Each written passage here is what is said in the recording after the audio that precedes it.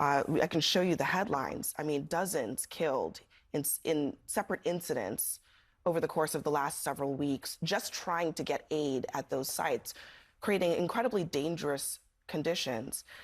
It just seems, Abel, at this moment, it's not actually asking all that much for there to be more than what is happening right now, because what's happening right now is clearly not even close to being enough.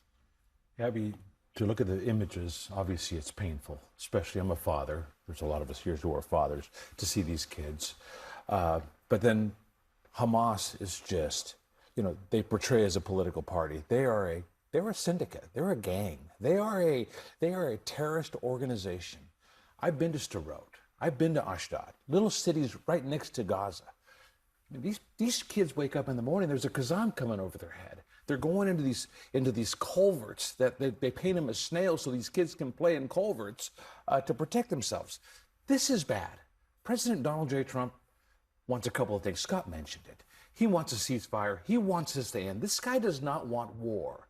President Trump wants this to end. He's called for mass expulsion. Hamas is the one. He wants to build a hotel. Hamas is the one that's expelling the entire population. Did you not hear that? I mean, come on.